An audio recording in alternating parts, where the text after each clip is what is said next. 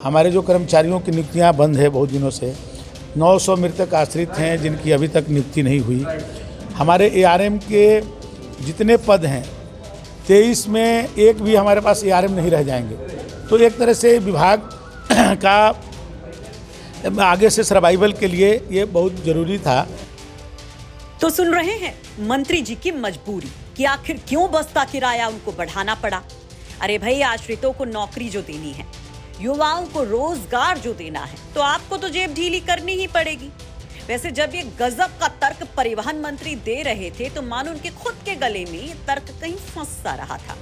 वो बीच में अपना गला साफ वाफ करके पूरी बात करते हैं और बता देते हैं कि आखिर क्या मजबूरियां हैं उनकी कि हनक कर बढ़ा दिया गया सरकारी बसों का किराया।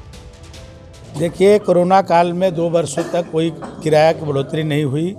3 वर्षों के बाद पहली बार किराया बढ़ रहा है, जो पहले ही इसको बढ़ना था, लेकिन कोरोना के कारण नहीं बढ़ पाया। और जब 60 रुपया डीजल था उस समय किराया बढ़ा था, अब 90 रुपया डीजल हो गया है।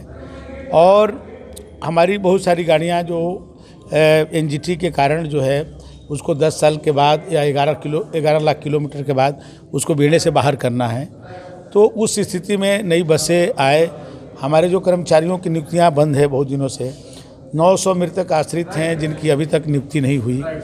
हमारे एआरएम के जितने पद हैं 23 में एक भी हमारे पास एआरएम नहीं रह जाएंगे। तो एक तरह से विभाग का आगे से सर्वाइवल के लिए ये बहुत ज़रूरी था, क्योंकि जो पिछले 3 वर्षों में नहीं बढ़ा वो जो धीरे धीरे बढ़ना चाहिए था, इसलिए एक बार में इसको बढ़ाना पड़ा। तो महंगाई के मारे हैं मंत्री जी भी। दरअसल बलिया पहुंचे थे परिवहन मंत्री इन्वेस्टर समिट के लिए, तो उनसे पूछ लिया गया ये सवाल कि एकदम से 24 पैसे प्रति किलोमीटर किराया काहे बढ़ा रहे हैं सरकार। तो कह देते हैं कि 3 साल की भरपाई है और 7 लोगों के जख्मों पर तुरपाई भी कर देते हैं कि अब अगले 5 साल तक नहीं बढ़ाएंगे। तो आपको दयाशंकर सिंह का ये किराया बढ़ाने का प्लान और इसके पीछे की मजबूरी कैसी लगी? क्या आप सहमत हैं इससे? वो तो कमेंट बॉक्स में जरूर लिखिएगा। लेकिन जरा इस किराया बढ़ोतरी की एक गजब की वजह और भी जान लीजिए जो अखिलेश यादव ने बताई। दरअसल अखिलेश यादव ने इस पर तंज कसते हुए एक ट्वीट किया जिसमें वो बसों का किराया बढ़ाए जाने की मारक वजह बताते हैं।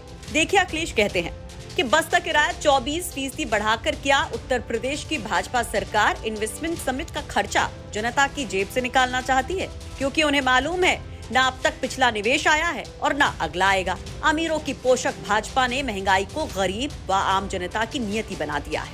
भाजपा के हटने से ही महंगाई हटेगी। तो अखिलेश यादव ने इसे इन्वेस्टर समिट से जोड़कर मजे ले लिए, तो इस पर भी मंत्री जी ने खटाक से जवाब दे दिया और अखिलेश को याद दिलवाया सैफई महोत्सव। 24% सरकार इन्वेस्टर समिट का खर्चा जनता की जेब से निकालना चाहती है।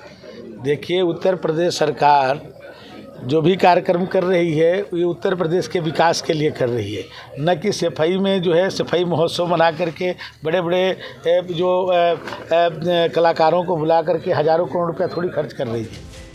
तो भैया, अब आपने सारे बयान देख सुन लिए, अब आपकी बारी। इन तर्कों पर आप भी रखिए अपना तर्क, क्योंकि तेल तो हमारा आपका ही निकलना है इस महंगाई में। बलिया से अनिल अकेला की रिपोर्ट, यूपी तक।